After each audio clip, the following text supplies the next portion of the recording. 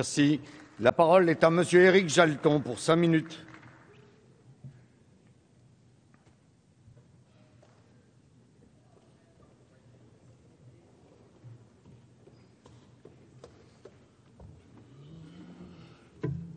Monsieur le Président, merci d'être des nôtres de nouveau.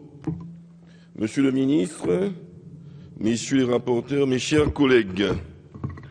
au cours de la législature écoulée, j'ai souvent été très critique envers les gouvernements précédents, tant je constatais, consterné, que l'ambition politique pour les Outre-mer ne trouvait pas sa traduction dans les chiffrages budgétaires soumis à notre approbation.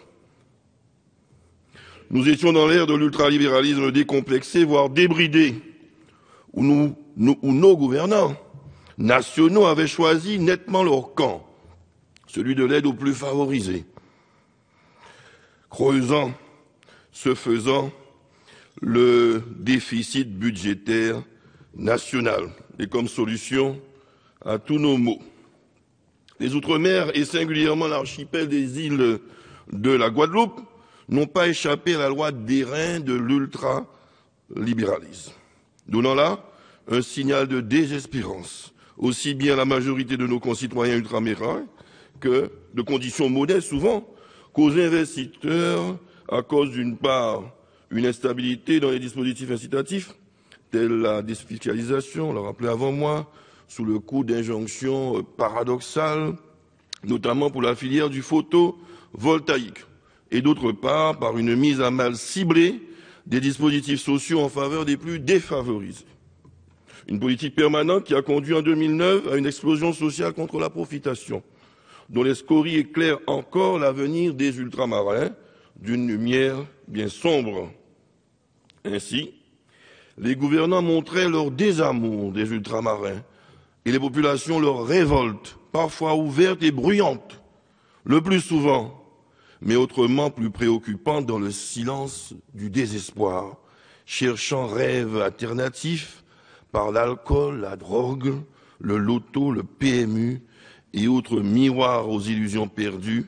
qui déconstruisent les âmes et violentent les consciences. C'est dire, Monsieur le Ministre, chers collègues, si l'alternance de mai et juin 2012 suscite l'espérance d'un changement de paradigme dans les rapports entre la France continentale et la France ultramarine. C'est là, je crois, j'en suis sûr, une volonté que nous défendons tous du côté des députés progressistes de la nation. Il faut, en effet, désormais changer un certain regard qui a prévalu ici aussi et parfois sur tous les bancs de cette Assemblée,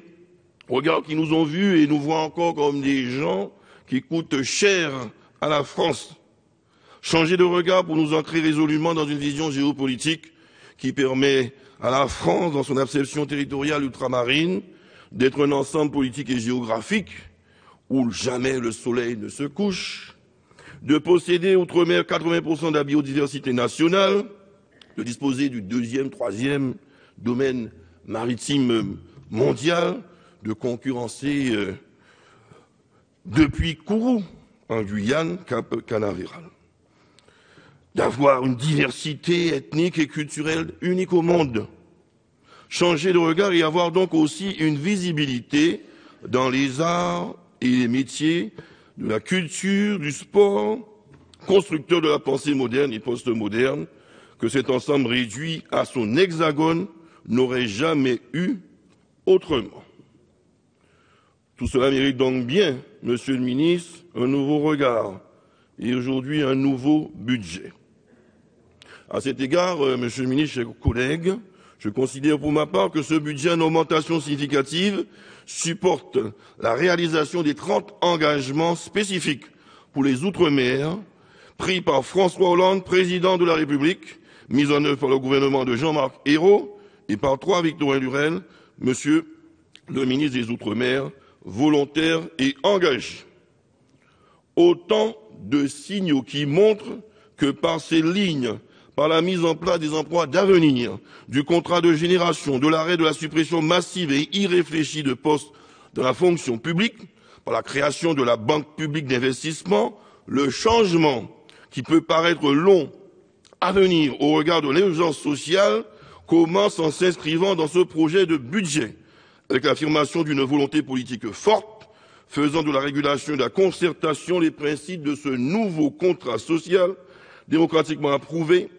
dans les Outre-mer par une large majorité de nos concitoyens en mai et juin 2012. En attendant,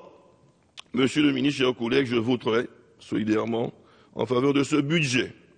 tout en demeurant vigilant, attends Gabriel, et exigeant sur l'essentiel, à savoir la mise en activité des jeunes, le soutien au développement économique et à sa diversification, la sécurité civile et sanitaire, clin d'œil à ce qui se passe à l'hôpital de Marie-Galante, la justice sociale et l'équité territoriale, le logement digne, n'est-ce pas, chers collègues, Letchimy, la protection et la valorisation de notre environnement, la lutte contre toutes les formes de discrimination. Monsieur le ministre, et pour conclure, Monsieur le Président, au-delà de ce budget et des 30 engagements présidentiels, je continuerai pour ma part à vous solliciter aussi bien que l'ensemble du gouvernement sur certains dossiers particuliers, locaux qui me tiennent à cœur, qui d'ailleurs défraient localement la chronique, mais ceci dans un autre cadre pour, entre autres, plus d'efficacité. Je vous remercie de m'avoir écouté. Merci.